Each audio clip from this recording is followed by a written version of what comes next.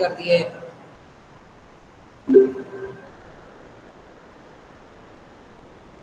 Good morning, kids, and here we continue the last part of the chapter, lesson number 6, rusting of iron. The initial part of it we have covered in my previous lecture, and today we will be dealing with how to prevent rusting. This we may treat that extra question. How can prevent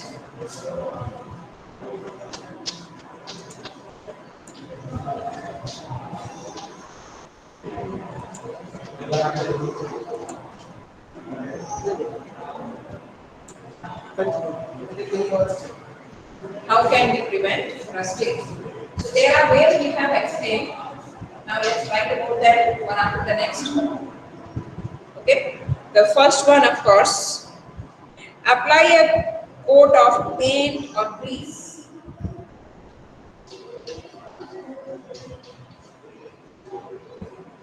Apply a coat of paint or grease. Second one, deposit a layer of a metal like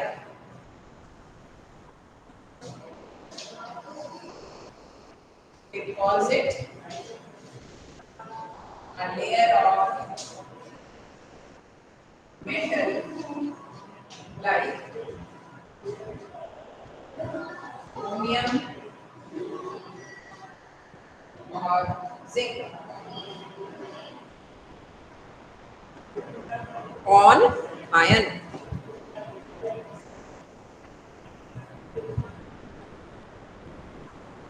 On iron.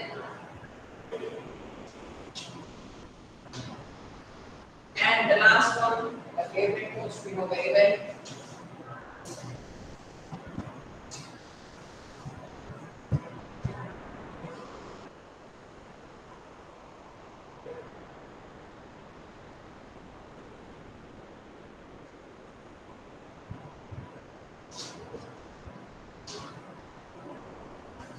Main steel, that is carbon plus iron, or stainless steel. Stainless steel, that is iron plus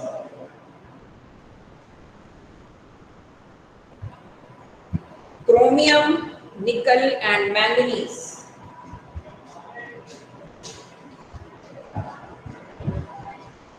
Chromium, nickel and manganese. So either of these alloys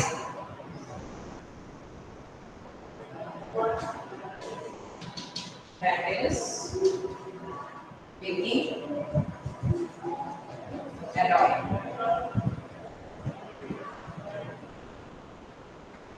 So these are the three different ways wherein we can, and this of course depositing a layer of metal like chromium or zinc. Depositing a layer of zinc, molten zinc on iron is known as galvanization, we know very well. And we are going to understand now for heading number 6.4, crystallization, that is the technique we are going to understand. But before that, we have this definition of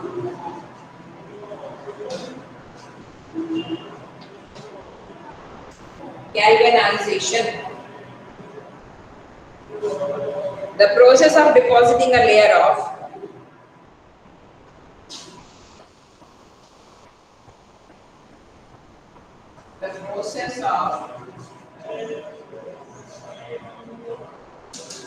depositing a layer of zinc, molten zinc. Ma'am आपने chromium के आगे क्या लिखा है? Your voice is not clear. You may type out that in the chat box and I'll clear your doubt, kid. Ma'am, Okay. ma'am, Layer of zinc on iron. Layer of molten zinc. Molten is picked up on iron is known as galvanization.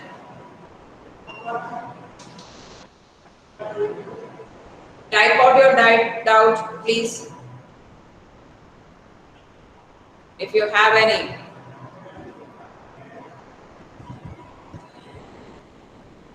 And note it down fast because an interesting activity awaits us under the heading crystallization.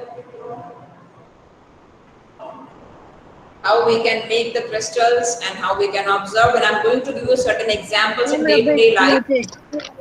done, ma'am. Done, ma'am. Yeah, if you feel that you have not completed till now, you can take a screenshot. Chromium, this is chromium, nickel, chromium, nickel, manganese. These terms, as I told you, everything that we write here, they are mentioned in your notebook. On page number 64, there is this blue box. Page number 64. Just above the heading 6.4 crystallization, there is this blue box. And in that blue box, all these words are given. They are talking about steel and stainless steel in that paragraph. I have simplified that language and put it up this way, but these terms you can get even there also. So read the chapter carefully. So let's move ahead now. Done, ma'am. Yeah, let's move ahead now with heading number 6.4 crystallization. Crystallization means we are making crystals of some solids. Try and understand one thing. If you take up saline water, that is salt plus water, and you start heating it, what happens? Water evaporates, leaving behind salt. Very simple to understand that. We take salt, a pinch of salt or more than that in our diet, okay, in dal, in rice, or in salads. We do take that, and that salt is prepared. First step of preparation is, of course, evaporation. The saline water from the sea is collected. It's allowed to dry out. Water dries out, leaving behind salt. And this salt is then taken to the factory. They dissolve it in water and make a concentrated saturated solution out of it. And that solution is actually known as brine. Well, the matter of concern here is that it is recrystallized there in the factories. We are not eating the salt that is being prepared by simply evaporation. It is taken up there, made a saturated solution, and then it is allowed to cool down. That gives us salt. Where else have I seen the crystals except for salt? Sugar. Mishri. Mishri, all of us have seen. Mishri? Yes, Small pieces, yeah, small pieces of mishri, small cubes of mishri. And have you seen the big lumps? Big lumps of mishri, bade bade se. yes, ma'am. Yeah, Yes, those crystals, if you observe carefully, in those crystals, if you observe carefully, there will be a thread. Please listen. In evaporation, there is a slight difference between the two processes. Both the process give us crystals. But what happens in case of evaporation? We are heating it, water leaves the system, and salt remains behind. This heating may even damage the crystals. How do I understand that? For example, if I want to make crystals of sugar at home, what will I do? Say sugar is already there in the crystal form, but I want to create on my own. How to do it? I'll take water, half glass of water for example, and I'll start dissolving sugar in that as much as I can. After some time you will see that sugar will stop dissolving in it. Do me a favor, put a thread in that glass, take out that water in a bowl, in a flat bowl or flat plate with corners, you can keep in that, and keep a thread. Because crystals are going to collect near to the thread only. Alright? And what happens after 2 to 3 days? You will see the crystals of sugar prepared by you at home. But the first step was you have made a saturated solution. Once I told you that you start dissolving sugar, but after some time you cannot dissolve sugar in that. That means at that point of time, the solution has become saturated. Beta, try and understand this term. At a particular time, you cannot dissolve any further solute, any further sugar to that solution. That means that has become saturated. After it has reached to that level, then you are going to keep it for making crystals. And that to one simple condition, that liquid should be in a flat bowl because evaporation will be faster. If you keep it in glass, that also it will happen, but it will take more days. So let's keep it in a flat plate with a thread in middle. After some days, 2 to 3 days, you will observe, because nowadays rainy season is there, humidity in the environment also, so evaporation will be a bit slower. Okay, so it takes 2 to 3 days and that gets converted to crystals of sugar. Clear? After understanding for sugar, let's see what are we going to do in case of copper sulfate crystals. By the time I am rubbing the board and writing only small thing on it, read activity number 6.9. That only I am going to do it right now.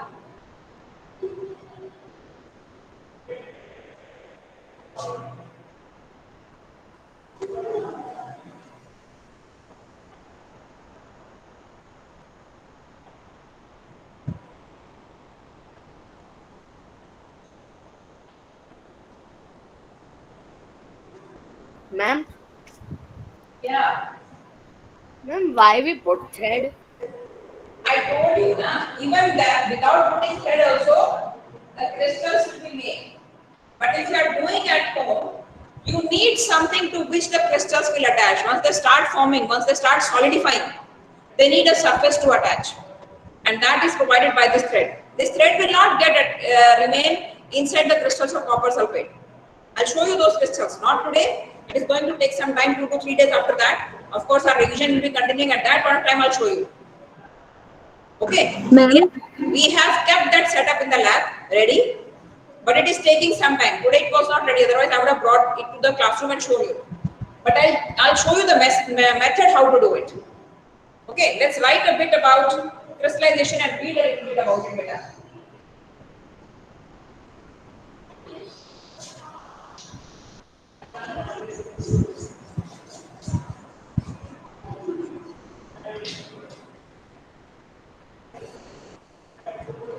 So crystallization basically does not include heating. Otherwise the crystals will be damaged. Heating will be only there up to the salt dissolves in it. That's all, making a saturated solution. The solution is not dried. We are not heating it to evaporate water. No. We are just making a saturated solution and keep it aside, allowing it to dry, evaporate on its own. Keep that in mind. So let's write a bit about it. Crystals of pure substances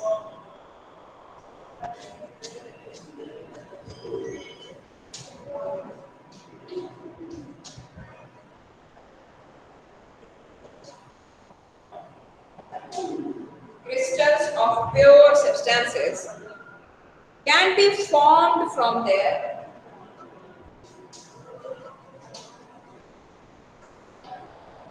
Can be formed from air solutions. The process is called crystallization.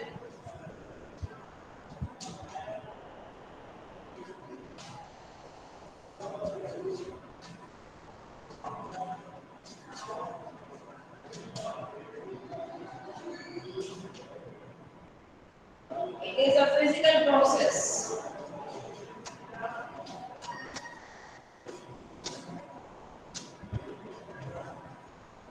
Because we know that no new substance is formed. Here, the substance was copper sulfate, we have dissolved it in water. Water and copper sulfate gets dried up, again it remains in copper sulfate crystals only. So basically now activity number 6.9.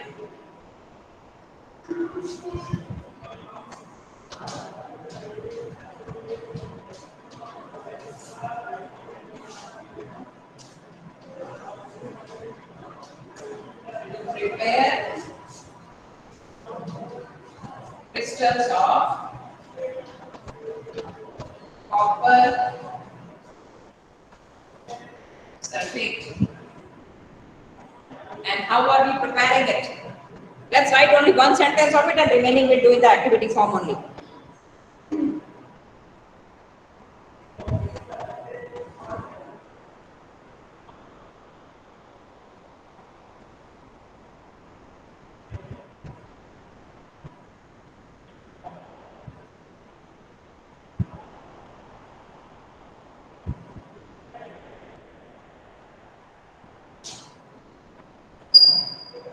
CuSO4 is copper sulfate plus dilute H2SO4 some drops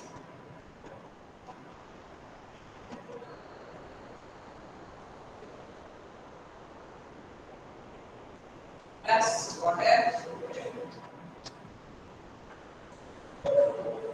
Heat slightly and it gives you saturated solution of CuSO4. And after this, allow it to cool. Allow it to cool. And this gives you CuSO4 crystals. Let's see what have we done for this activity.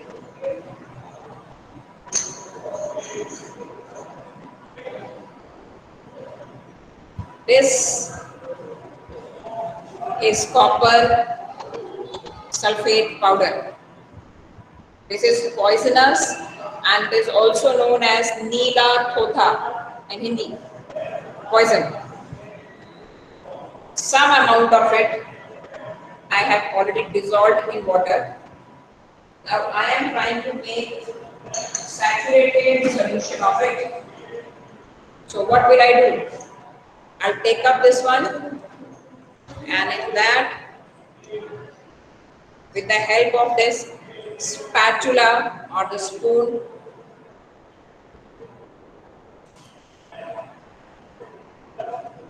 I am going to add this in this beaker and dissolve it using a glass rod.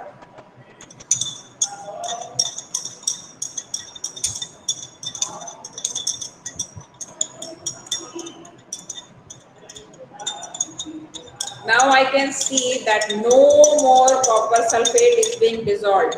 The copper sulfate I have put, if you can observe carefully, some amount of copper sulfate is still there at the base of the beaker. Can you see that? some amount of powder. Can you see here? This where I'm pointing out the glass rod. Yes, ma'am. The base, is it visible? Powder, small amount of powder. Yes, Huh? ma'am. Yes, Okay. ma'am. This solution does not dissolve any further copper sulfate in it, and it has become saturated. Of course, we need to heat a little bit, which I cannot do right now. I'll be showing you that yes, after heating also, a little bit it is going to dissolve. And to this solution, I'm going to add this H2SO4, dilute H2SO4 a little bit.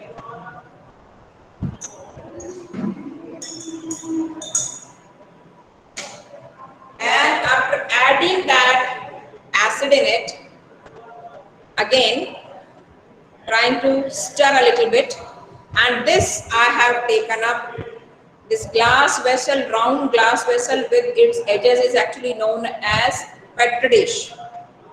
Now in this petri dish, I am going to put this liquid, copper sulfate solution. Okay, and we know that I need to keep a thread in it. If I am keeping this particular glass vessel just like that, in beaker, if I keep copper sulfate, the copper sulfate is not going to get dried up very easily. And here I take out thread,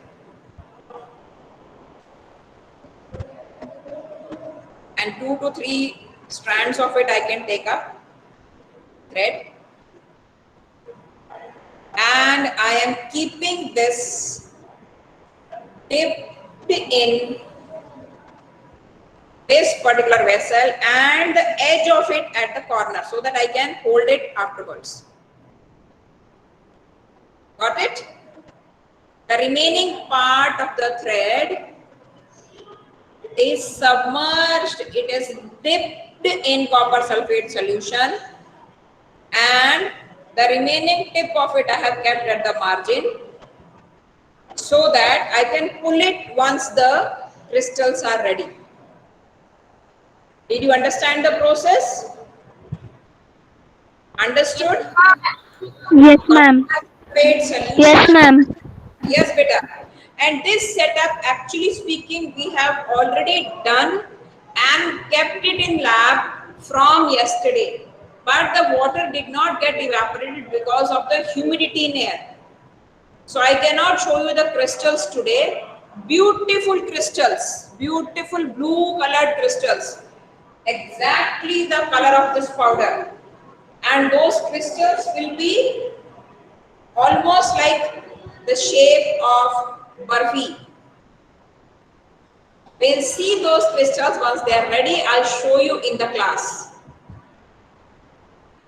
Okay, but that time maybe after 2 days when we are having this revision for the exam.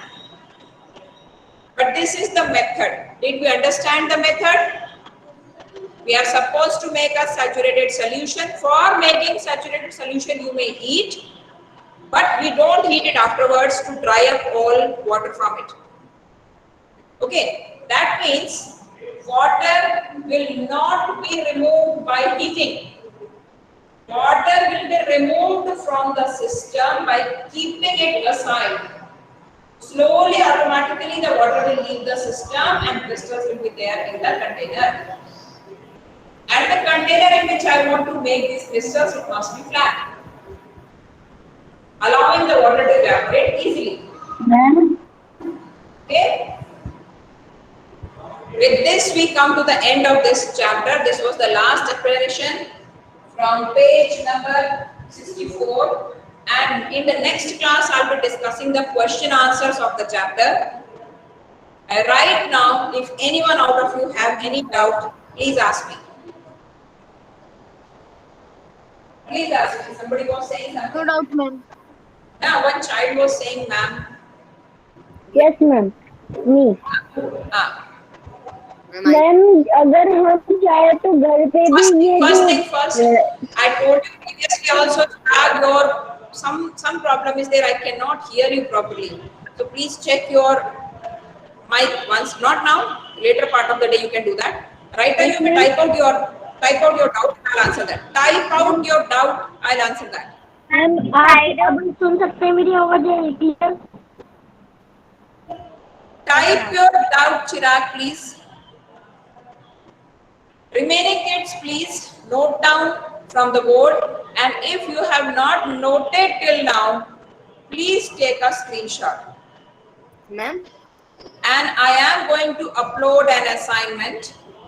I hope the previous ones you have already completed, and those who have not completed, now I will start mentioning their names in the group.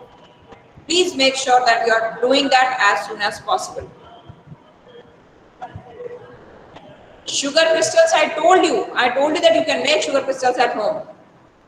And there is one more doubt, why ships suffer from a lot of damage. I told you, rusting, because for rusting I have given you 2 points yesterday, which states that rusting becomes faster when moisture is more around, and it becomes faster in saline medium. That means if you are sailing a boat, or if you are talking about big river, if you are sailing a big ship in river and a boat in river, and you are comparing that with the one in sea, that vehicle which you are using in sea will get rusted more faster, and you have to replace the parts. See, all over world transportation takes place with the help of ships also. That the transportation comes, they are carrying from one nation to the other, and they have to travel through seas and oceans. That causes damage to their parts. Every year they have to replace some part or the other, because rusting becomes faster in saline medium. That's all from my side today, kids, and we'll be meeting tomorrow to discuss the question answers of the chapter. Take a screenshot if you have not written till now. Happy learning, kids. Thank you, ma'am.